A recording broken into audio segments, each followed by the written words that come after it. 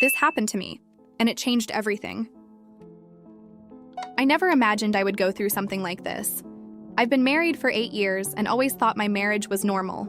Not perfect, but stable.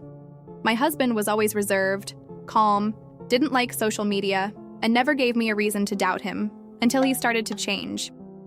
He came home exhausted, more than usual, ate in silence, and went straight to bed.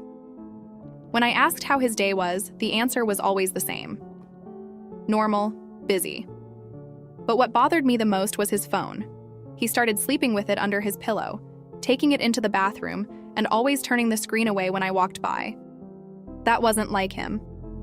Something was wrong, and I felt it every single day. One night, I woke up at 3 in the morning and he wasn't in bed. I got up and found him sitting on the couch, in the dark, typing quickly on his phone. When I asked what he was doing, he said, "Work," at 3 in the morning. In that moment, something inside me said this was just the beginning of something much worse. A few days later, he said he had a 3-day work trip. I found it strange because he never traveled, but I accepted it. On the second day of the supposed trip, I went to the grocery store near our house. And that's where I saw my husband, in the frozen food aisle, with another woman. My whole body froze. They weren't kissing, but the intimacy was obvious. He was smiling in a way I hadn't seen in months. When he saw me, the smile disappeared instantly. The woman walked away quickly without saying a word. I confronted him right there. He said it wasn't what I was thinking, that she was just a coworker. He said he lied about the trip because he thought I would feel insecure. I asked why he talked to her in the middle of the night. He stayed silent. At that moment, I realized this wasn't a simple affair. There was something much stranger behind all of it. Something I still couldn't fully understand. A few days later, something rare happened. He left his phone charging in the kitchen and went to take a shower. A notification appeared on the screen. Aurora Group. New task assigned. I had never heard of that group. My heart started racing. I picked up the phone. It wasn't locked. And that's when everything fell apart. I discovered that my husband was part of a secret online group with dozens of people using fake names. They talked every day, mostly late at night. They shared secrets, personal stories, and something they called tasks. Some tasks were strange. Others were disturbing enough to not be jokes. Among the messages, I read things like, "Test how far you can lie without being caught, and get emotionally close to someone outside the group." Then I found messages where he talked about me, not as his wife, but as the wife, describing my reactions, my fears, my insecurities. The others commented and laughed. At that moment, I understood everything. I wasn't a partner. I was part of a game. When he came out of the shower, I was sitting at the table with the phone in my hand. He knew it was over. I asked who he really was. He tried to explain, said the group made him feel alive, less empty. I asked if he loved me. He took too long to answer. That was enough. I packed a few things and left the house that night. I blocked him everywhere. But before leaving, I entered the group one last time and sent a single message. Task completed. The wife found out. I left the group, deleted everything, and walked away. To this day, he still tries to contact me. But sometimes I receive messages from unknown numbers, short, strange messages, as if someone were still watching. I learned the hard way that the greatest fear isn't discovering a betrayal, but realizing the person beside you was never who you thought they were. This happened to me, and I'll never see my family the same way again. I never thought I would one day write something like this. I always believed my family was normal. Parents married for over 30 years, Sunday lunches, small arguments, and that strange atmosphere no one talks about but everyone feels. I was the oldest son, the responsible one, the one who always thought he had to keep everything together. Until I realized that nothing there was really what it seemed. My mother was the first to change. She became distracted, forgot appointments, lost track of her sentences. Whenever my father entered the room, she grew tense, as if she had to measure every word. I thought it was exhaustion or anxiety. My father, on the other hand, seemed too calm, polite, smiling, helpful. A smile that over time began to bother me. The turning point came when my mother called me one afternoon, crying, asking me to go to their house immediately. When I arrived, I found her sitting at the kitchen table, with swollen eyes and an old folder in her hands. My father was not home. She took a few seconds before speaking, took a deep breath and said, "Your father is not who you think he is." Inside the folder were old documents, yellowed letters, and photos. Photos of a woman I had never seen. Photos of 2 smiling children. Dates that made no sense at all. My heart started racing. My mother said she found everything hidden at the back of my father's closet years ago. She kept it all in silence, afraid of destroying the family. Then she said the words that changed my life. My father had another family. It wasn't a brief affair or a mistake from the past.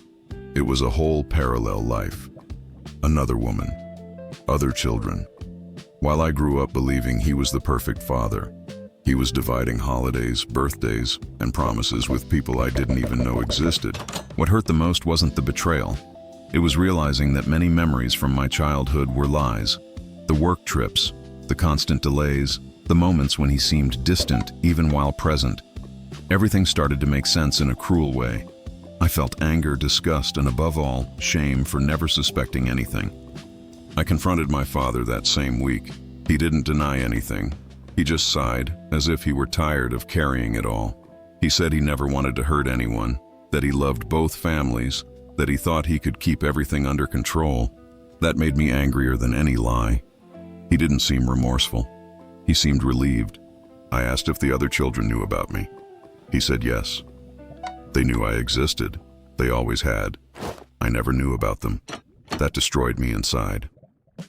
There were people living their lives knowing I existed, while I lived my entire life in the dark.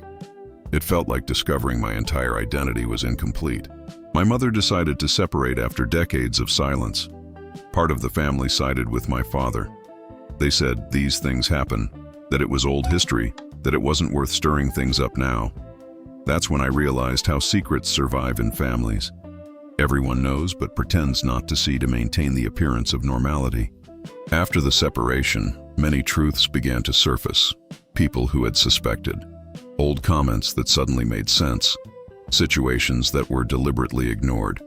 It was as if the entire family had taken part in a silent agreement to protect my father, while my mother carried everything alone. Today, my relationship with my father is practically non-existent. He tries to act as if nothing has changed. He sends messages on special dates, makes invitations, pretends everything is normal. But something died there. I can no longer look at him without remembering that my entire childhood was built on a very well-rehearsed lie. I learned that the greatest traumas don't come from strangers, but from those who were supposed to protect us. Discovering that your family isn't who you thought they were changes everything.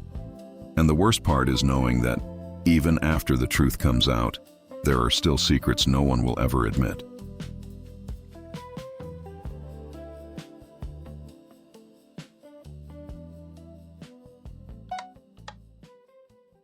I spent my whole life blaming myself until I discovered the truth. I always thought my younger brother was the favorite in the family.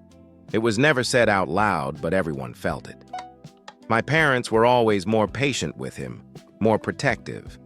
I grew up learning not to complain, to be strong, to understand.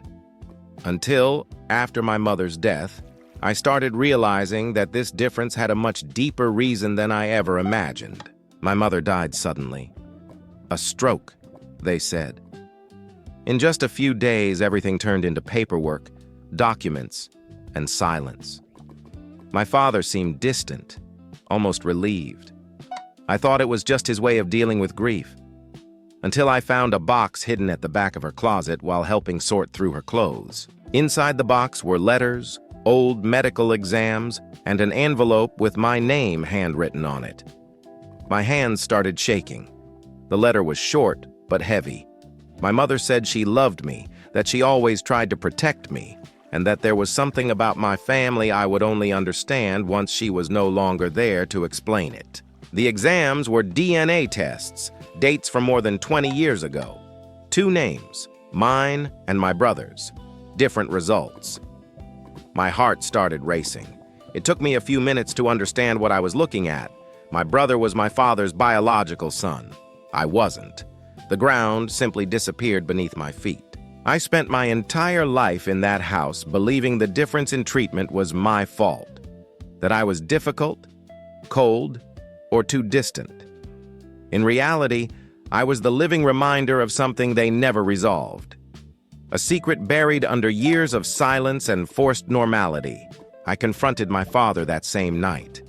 He stayed silent for a long time. Then he confirmed everything. He said he chose to raise me as his son because he loved me, but he could never forget that I wasn't his. That hurt more than any direct rejection. It wasn't hatred. It was absence. I asked who my biological father was. He said it was someone from my mother's past, someone who never wanted to take responsibility. They decided to move on as if nothing had happened. They built a family on a half-truth, hoping time would fix everything on its own. After that, I started reviewing my entire life. The comparisons, the harsher punishments, the excessive expectations. Everything made sense now. I wasn't just the older son. I was the outsider inside my own home, even though no one ever said it out loud. My brother didn't know anything. He kept treating me the same way.